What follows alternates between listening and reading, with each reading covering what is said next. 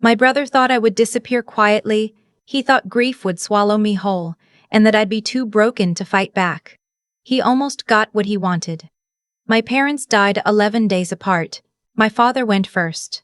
A stroke, sudden, no warning, just a phone call from a neighbor at 6 in the morning telling me to come to the hospital.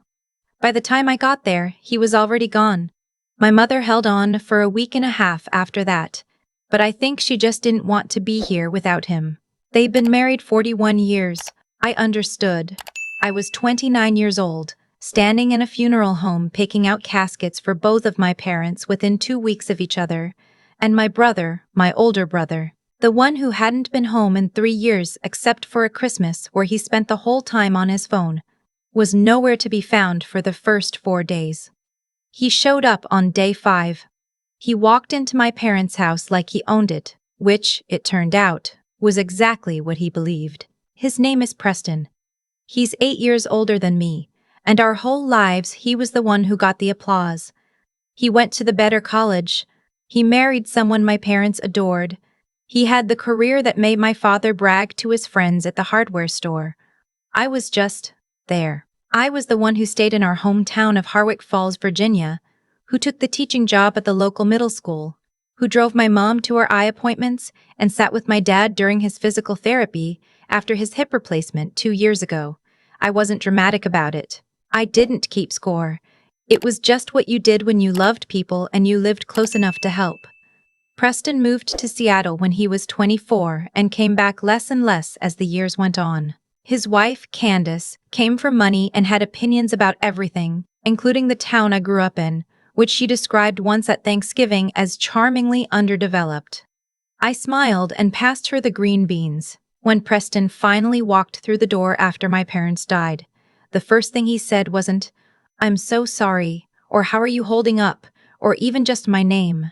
He looked around the living room, at the stacked sympathy cards, the flowers going brown at the edges, the casseroles I'd been accepting from neighbors for days, and he said, "We should probably start thinking about what to do with the house." I was holding a mug of coffee I hadn't drunk yet. I set it down very carefully on the kitchen counter. "Okay," I said. "The market's decent right now," he said. "I already talked to someone, a realtor. She thinks we could list by spring." "Preston, they've been gone for 5 days." He looked at me the way he always had, like I was a slightly slow child who needed things explained gently. "I know that, but these things take time to sort out, and I have to fly back Sunday. I figured we'd at least get a plan in place." I didn't argue. I was too tired to argue. I had slept maybe 9 hours total across the past week, and I had another 100 sympathy texts to respond to. And there was still the matter of my father's truck, which was registered in both their names. And I hadn't even touched either of their closets yet, because I couldn't. I let him talk. I nodded in the right places. And when he left Sunday morning with his rolling carry-on bag and a box of my father's watches that he said he wanted to hang on to, I stood on the front porch and watched his rental car back down the driveway. He didn't hug me goodbye. The will reading was scheduled for 3 weeks after their deaths. I didn't know much about what was in it. My parents weren't secretive people, but they also weren't the type to sit their children down and walk through their estate plans. My mother had mentioned once, years ago, that everything was taken care of, and I'd left it at that. The attorney's name was Mr. Albright. He had an office on the 2nd floor of a building on Main Street that smelled like old paper and cedar. I got there 10 minutes early. Preston and Candace arrived 4 minutes late, and Candace was wearing sunglasses indoors, which I chose not to comment on. Mr. Albright read through the document in a measured, careful voice. The house I had grown up in, the house where I had spent the last 3 years helping to maintain, repainting the back porch myself last July, fixing the leak under the kitchen sink because my father's hands weren't steady enough anymore, was to be divided equally between Preston and me, with the option to buy out the other's share. The investment accounts split equally, the personal property to be divided between us by mutual agreement. Preston was nodding slowly, the nod of someone doing math in their head. I was staring at the edge of Mr. Albright's desk. at a small clay pot that looked like it had been made by a child, probably sitting there for 30 years. What came next was what I wasn't expecting. Mr. Albright cleared his throat and said there was a second document. A codicil, added 8 months ago. Candace uncrossed and recrossed her legs. The codicil, Mr. Albright explained, established a separate trust, funded by a life insurance policy none of us had known about. The trust was valued at just under $2 million. Preston sat up straighter. The trust, Mr. Ricart, Albright continued, had a single beneficiary, me. There were conditions. The money was to be used for my stability and flourishing, my parents' exact words, which made my throat close up in a way I wasn't prepared for. There was a specific provision. If I chose to leave Harwick Falls within 5 years of their deaths, half of the trust would be donated to the literacy foundation my mother had volunteered with for 20 years. The other half remained mine regardless. Preston's face had gone the color of old chalk. There must be an error, he said. Mr. Albright said there was no error. They didn't tell me about any life insurance policy. They weren't required to, Mr. Albright said, with the patience of someone who had seen this exact conversation many times. Shite, Preston started, then stopped himself. He glanced at me, and whatever he saw in my face made him close his mouth. The drive home was 15 minutes. I know that drive like I know my own hands, past the gas station where I got a Slurpee every Friday in 7th grade, past the elementary school, past the cemetery where my parents were now buried, which I couldn't look at directly yet without my chest doing something painful. I got home and I sat in my car in the driveway for a while, and I thought about that clay pot on Mr. Albright's desk and wondered if my parents had ever sat in those same chairs. Preston called that evening. I let it go to voicemail. He called again. I let that one go too. The third time I picked up. I want to understand the timeline, he said instead of hello. 8 months ago. What was happening 8 months ago? 8 months ago.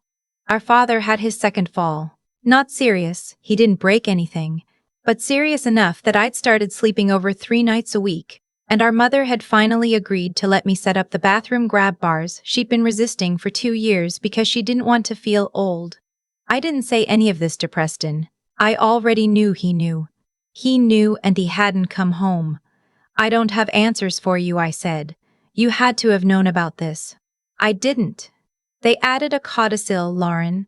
It was the first time he'd said my name since he'd arrived at the house. That's not nothing. People don't just do that without talking to someone. Maybe they talked to their attorney, I said. Maybe they made a decision together and didn't feel like they owed anyone an explanation. That money should be shared equally. I was quiet for a second. The will shares everything equally, Preston. The house, the accounts, all of it. You know what I mean. I know what you mean, I said.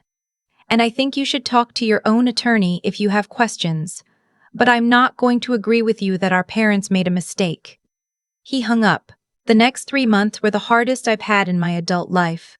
And that includes the year I had mono and ended up failing a class in college and thought my life was over. Grief doesn't come in waves the way people say, or at least for me it didn't. It came in unexpected ambushes. I'd be making coffee and suddenly remember that my father used to call me on Sunday mornings just to talk about nothing. Baseball scores and what he'd read in the newspaper. And I'd have to put the mug down and go sit on the floor. Preston's attorney sent a letter in early January contesting the codicil. I had to get my own attorney, a woman named Ms. Darby who had an office in the next town over and who looked at the situation and said plainly, they had the right to allocate their assets however they chose. This will not succeed. She was right. The contest was dropped by February. Candace posted something on social media during all of this, a long caption about family wounds and navigating loss with integrity, which a lot of people responded to with crying emojis. I saw it because a friend screenshotted it and sent it to me with the simple, "What is happening with your brother's wife?" I didn't respond to the post. I didn't respond to Preston's texts asking if we could reset. What I did instead was this. I took a week off of school in March, The first real time off I'd taken in 2 years. I drove to the Blue Ridge and rented a cabin for 5 days. I brought my mother's journals. She'd kept them since she was 19, and there were 11 of them. And I sat on the porch every morning in the cold and read them. I want to tell you that I found some grand revelation in those pages. I didn't. What I found was just her. Her voice, her specific way of noticing things, the way she wrote about my father when they were young like he was both exasperating and miraculous. I found an entry from about a year before she died, where she wrote about sitting on the back porch watching me repaint it. And she wrote, "She works so quietly. She doesn't ask for thanks. I hope she knows." I sat with that for a long time. The entry right before it was about Preston. She loved him, it was clear. She wrote about missing him and wishing he called more. She wasn't angry at him in the pages. She wasn't the type for that. But there was a sadness there. The kind that lives quietly in the space between what you expected and what you got. I think my parents knew exactly what they were doing. I think they saw clearly, near the end, who had been present. And I think they made a choice not out of punishment, but out of care. For me specifically, because they knew that I would be the one left in Harwick Falls after everything. And they wanted me to be okay. In April, Preston called again. This time I picked up on the second ring. He didn't apologize right away. He started talking about practical things, what to do about Dad's tools in the garage, whether to keep the house or sell, the logistics of the accounts. I let him go through his list, and then there was a pause, and he said, "I should have come home more." I was standing in my kitchen, looking out the window at the backyard where my parents had a garden they'd been tending for 20 years. "Yes," I said, "you should have." "I didn't think," he stopped. "I told myself they were fine, that you were there, so they were fine and I could." Another stop. I made it easy for myself. "You did," I said. "I'm sorry, Lauryn." I believed him. I believed that he meant it in the moment, at least. Whether that translates into something different going forward, I don't know. I'm 30 now. I've been through enough to understand that apologies are starting points, not endings. What I said was, "I hear you, and I need you to know that I'm not going to manage your guilt for you. If you want a relationship with me, it has to be real. It can't be about the house or the money or getting things settled. It has to just be being family." He was quiet for a long time. "Okay," he said finally. "I can try that. I don't know if he will. I genuinely don't. Preston has a whole life in Seattle that I'm not part of, and patterns that took decades to form don't dissolve in a phone call. But I meant what I said, and I've decided that's enough for me to sit with. The house is still in both our names. We decided not to sell it, at least not yet. I go over on Sunday afternoons and water my mother's plants, which are somehow still alive, and I sit in my father's chair in the living room for a while before I leave. The neighbors still bring me things sometimes, a pie, tomatoes from someone's garden, and I take them and say thank you and mean it. The trust money is in an account I opened with Ms. Darby's guidance. I haven't spent much of it. I replaced my car, which had started making a sound that my mechanic described as deeply unhappy. I set aside a portion for the literacy foundation my mother loved, separate from whatever happens at the 5-year mark, because it felt right to do it now instead of waiting. I'm thinking about what comes next in a way I haven't been able to think in a long time. What I actually want. What I want my life to look like, beyond surviving the next school year. My parents left me a lot of things. The financial piece is real and I won't pretend otherwise. It's changed what's possible for me in ways that would have taken decades to build on a teacher's salary. But what I think about most, on the Sunday afternoons in my father's chair, is that entry in my mother's journal. She works so quietly. She doesn't ask for thanks. She knew. They both knew. That's the thing about being the one who stays. People see you. Even when it looks like they don't. Even when the applause goes somewhere else. Even when you go whole years feeling invisible. The people who matter see you. I'm still here. And for the first time in a long time, that feels like exactly enough.